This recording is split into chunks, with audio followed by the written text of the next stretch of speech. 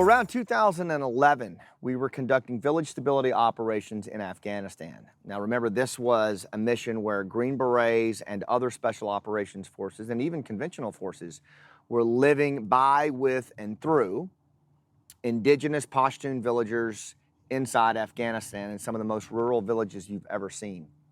And they had been living there for quite some time. They had established themselves as invited guests, and in some cases, even members of the community. And this was a deliberate campaign that we had put in place. Wait for the plane to come over here. Perfect. This was a deliberate campaign that we had put in place to establish a foothold in contentious Taliban-dominated areas so that the locals could stand up on their own and fight back and push the Taliban out. Now, if you watched last week's vlog, you know, we talked about working yourself out of a job. Well, for Green Berets, this is the ultimate way to work yourself out of a job, which is basically to build resilient, organic capacity of locals to fight back and stand up on their own. That's what we did. And so that mission was going on, and I think it was around 2011, when there was an unfortunate incident where several Qurans were incinerated at a detention facility. And it set a literal firestorm across the country of Afghanistan. There were riots, there were attacks on fire bases where different members of the coalition forces were living. It was ugly. But what was interesting was wherever all our Green Berets were and our special operators, the locals came in and said, hey, there's some stuff going on. We need you to just lay low. Don't be walking around in the open for a while until this blows over. We'll come tell you when it's safe. This didn't just happen in one village, 6 villages, but dozens of villages around the country. Now, how is that possible? You know, how is it that these operators living in the most remote, violent places of the country, where they should have been the most at risk for this type of thing, actually not one single person was injured in the special operations community during these riots and these uprisings, whereas quite a few coalition soldiers were. Attacks spiked. It was because they were surrounded on purpose. They were surrounded on purpose. On this episode of Rooftop Rendezvous, that's what we're talking about here, is another principle of the Special Forces approach that you can use in life and business, which is getting surrounded on purpose. I do a TEDx talk on this. I did one in Cincinnati. If you want to Google that, TEDx Cincinnati, Surrounded on Purpose. But this idea of immersing yourself in your surroundings is a pretty good way to approach leadership, right? And Green Berets understand this fundamentally because we know that if we try to come from the top down, right, that the locals who live in these areas are naturally going to pull back from that. They're not going to view you as relevant. They're going to view you as an outsider and maybe even as a threat. And I think that's true in today's corporate world. I think it's true in small businesses. I think it's even true with parenting, right? If we're not careful, we establish a trust gap based on gender, rank, age, socioeconomic status, or again, even parent-child. It's just a natural thing. We all form in-groups and out-groups. So if we want to close the gap in those in-groups and out-groups that naturally form, then we've got to overcome the enemy in this case, which is these flies and this tendency to want to come from the top down and fix things. Because I said so, damn it, we put our hands on our hips, we use coercive power, and we use our authority or our rank to get people to take action. And I will tell you, in a trust-depleted time frame that we live in today, you're just creating social insurgents, right? You're not creating that willing population that wants to stand up and do the right thing because they don't want to let you down. So how do we do this? How do we get surrounded on purpose? Well, what I teach on this, and I still teach this to special ops and law enforcement, is one, let's get a really clear understanding of what the goals are. What are our goals and what are the other party's goals? So for example, if I'm taking over as a new position as a VP in a company and I want to build a high-performing culture, right? Then the first thing is I got to get clear on what my goals are. And I got to be able to put those goals out there.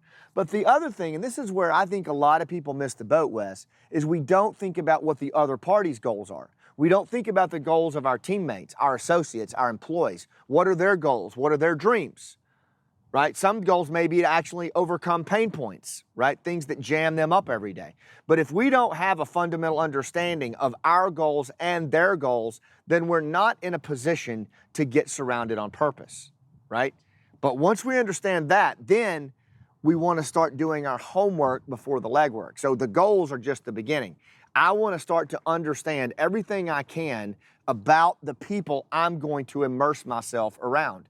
If I'm a law enforcement officer and I want to get serious about community policing, I want to do the homework on the influencers in that community. I want to do a micro history analysis. I want to know what's happened there. I want to know who the informal influencers are. I want to know how most people make their money there, right? Whatever it is, what are the indicators and just the aspects of that organization that make it tick?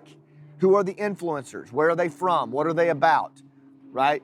What are the pre-existing tensions that are in that organization? If it's in a company and I want to take over as the leader there, like what are the in-groups and out-groups that exist right now? Where are the tensions between those groups? Who are the leaders of those groups? And where are the tensions between them? Right? You see what I mean? This is homework before the legwork. I want to really understand my organization as best I can before I go in. Why? Because that's going to allow me to make thoughtful, open-ended questions that I can ask in the engagement, which takes me to my third step: meet them where they are, not where you want them to be. This is a principle that I have in my Game Changers book, and I'm telling you, if I can say one thing to business leaders today, it's that. You are operating in a trust-depleted, distracted, disengaged environment. That's just at a baseline.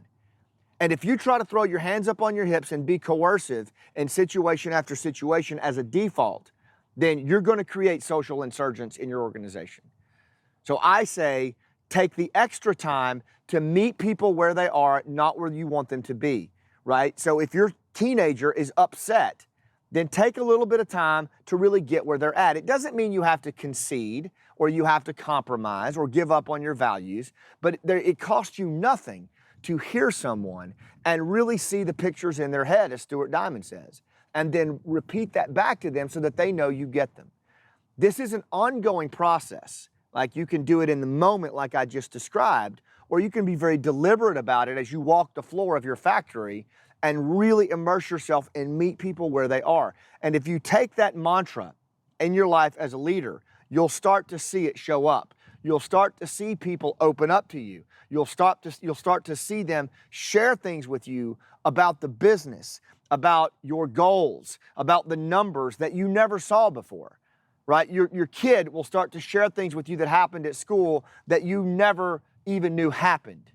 This is the value of meeting people where they are. Now, that is the essence of getting surrounded on purpose. That's what I mean by that. We are immersed in the organization and the group that we value.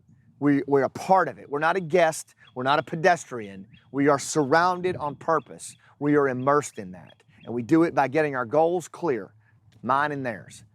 We do our homework before the legwork. We really learn about the people, the groups, the leaders that we're going to be working with, and we continue to do so every day. And then we meet people where they are, not where we want them to be. We ask thoughtful, open-ended questions. We connect, we engage. We build trust when risk is low, not high. There's a whole host of things like that that you can learn on these vlogs. But that's the general framework to getting surrounded on purpose. And the big why of that is when you do, people feel connected to you. And they go to the rooftop with you, not because they have to, because they choose to. If this kind of stuff is resonating with you, I'd love for you to join us at our Rooftop Leadership Live workshop that we only do it twice a year. And it's out in the woods like this at a beautiful retreat setting in Tampa. This year it's going to be at Cedar Kirk. You can go to rooftopleadership.com and find out more. But the dates are going to be October 4 through 6, 2019. You're not going to want to miss this. It'll sell out. It's a small group of folks, but you'll learn how to meet them where they are, how to do the homework before the legwork, all that big stuff that entails getting surrounded on purpose. And the upside is you're going to have an edge in leadership that no one else is going to have. Thanks for what you do. I'll see you on the rooftop.